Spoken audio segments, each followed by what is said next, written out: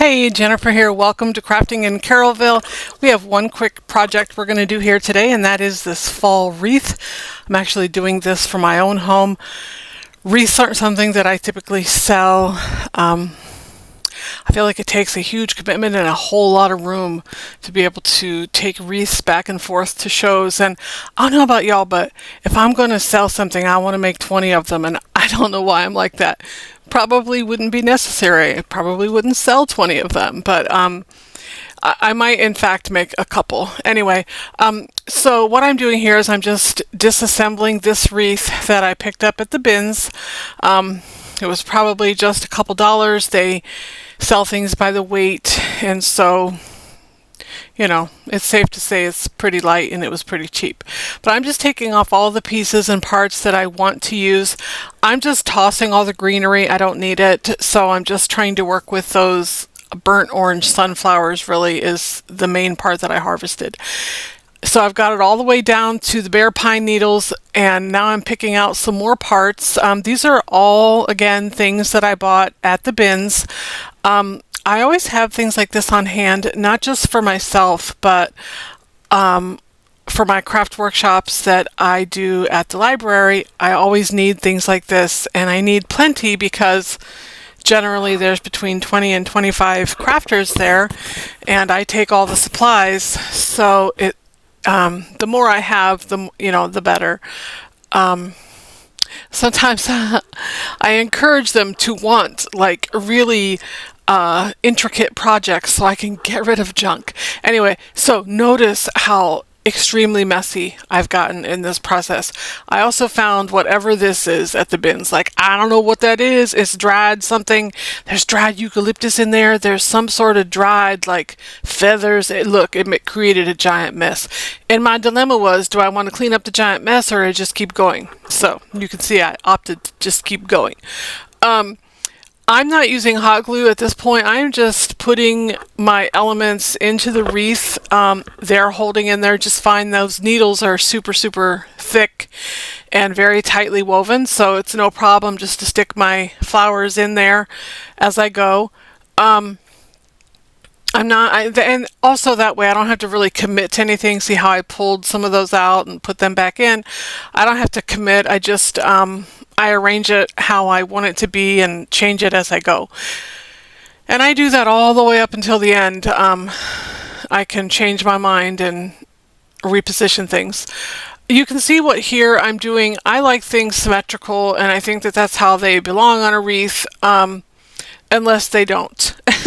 And your eyes will know when it's right. But so I have my anchors of those sunflowers in the middle there, and then I'm just sort of thinning things out on either side as I go. I want those pops of color. Those blue flowers are my contrasting color. I'm in love with this combination. Like, I want this everywhere in my house, this burnt orange and like the royal blue. I just think that's so beautiful. So you can see I'm just stuffing things in there as I think they go. You'll see I tweak it as I go. I eventually pull those green flowers off of, or green leaves off of the blue flowers, because it's fall. There really are no green leaves unless you live in Florida. And there are only green leaves, and we don't really have fall. So the only fall that's happening here is in my own imagination and on my own porch at this point. So it's still 95 degrees, and I know if you're up north, you've had some cooler weather by now, but we haven't. So I'm still at the point where I'm just trying to keep things symmetrical. Whatever I'm doing on the right, I'm doing on the left. And then I'm coming in and I'm going to use this old fence board. I am in possession of a million fence boards because our fence fell when a storm blew through here. So we have many, many fence boards for me to work with. And that's about a 10-inch piece, but I know it needs to be bigger, so you'll see what I'm going to do to expand it a little bit as we go. But I'm really just kind of using it to save my place at this point, to make sure that I leave enough room to have my little wreath ornament sign on there.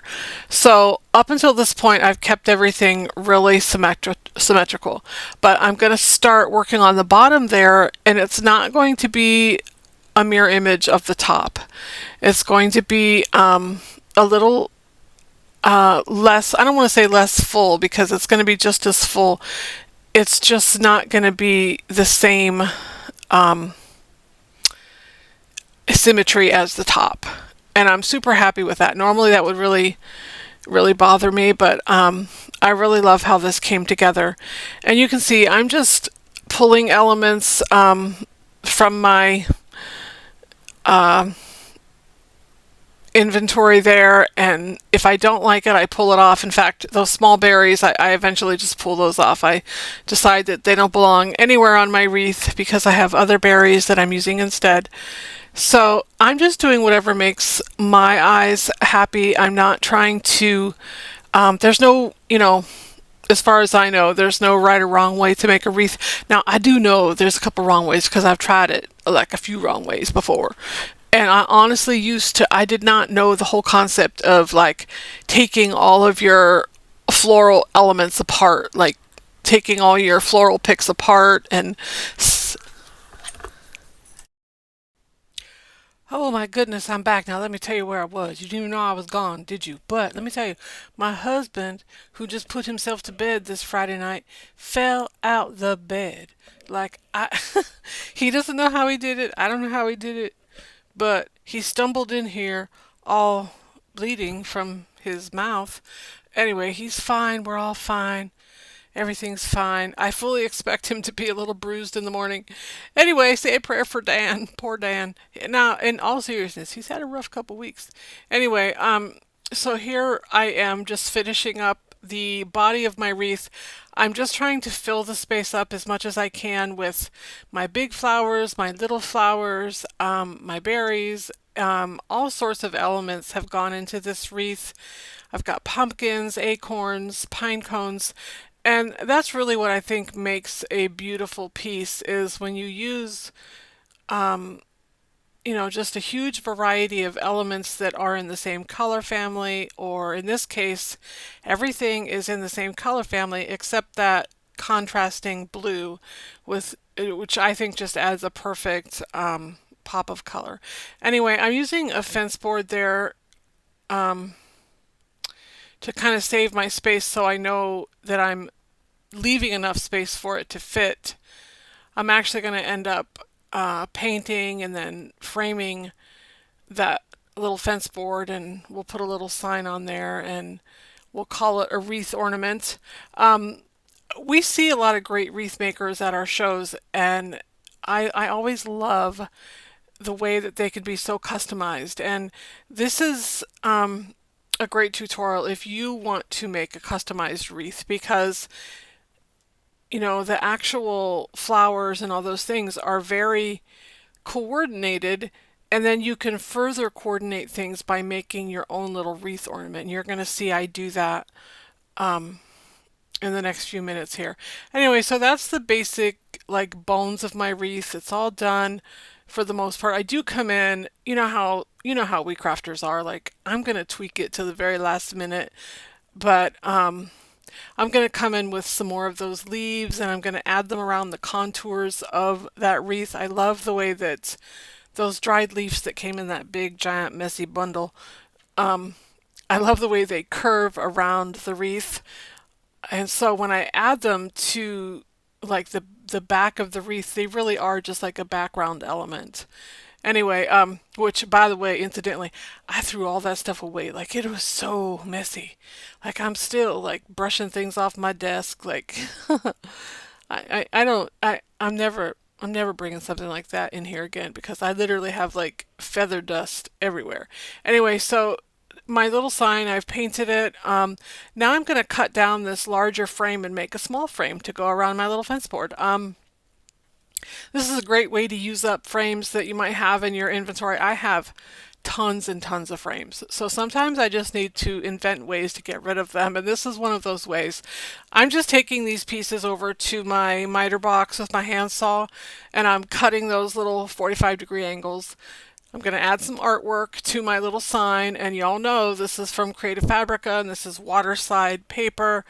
I do this in so many videos, and I'm sorry. I apologize that that seems to be, it just seems to be a thing that I do often, especially if I'm just trying to incorporate artwork into something that might not ordinarily have artwork. Not all wreaths have artwork. So here I am. This was a graphic from Creative Fabrica, and then I just added the words, and you see it goes really smoothly.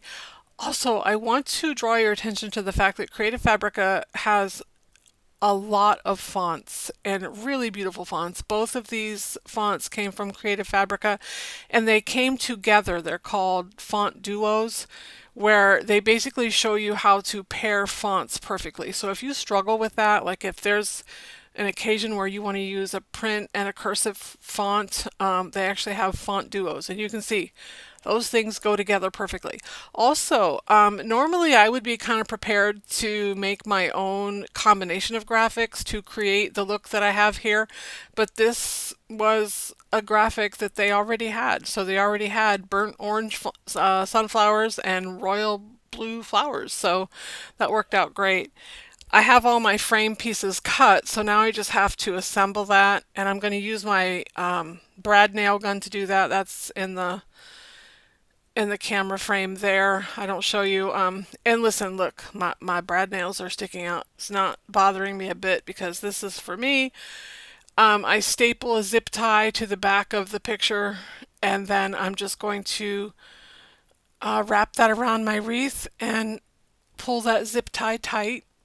So, and I love the way that I didn't have to do anything to that frame besides cut it down. It was the perfect color to complement my wreath. So that's why I picked it. I every once in a while, if I'm going to make something like this for myself, it has to be easy and it has to come together quick because I don't necessarily have time, especially when I'm preparing for a big show, which is where I'm at right now in life. But do I want to neglect my own house and not create for myself? Not really. You know, I want my own house to look beautiful. So I did take some time this week just to make a few things for myself and our house. Anyway, we're about done with this video. Please like, share, subscribe, and tune into my next video to see if Dan survived the week, because you never know. Like that Dan, like he doesn't usually fall out of bed, but there are other things. So I'll let you know how that goes.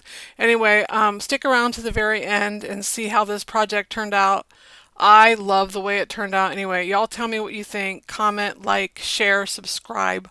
All of those things, that helps me out. I'll see you next time. Bye bye.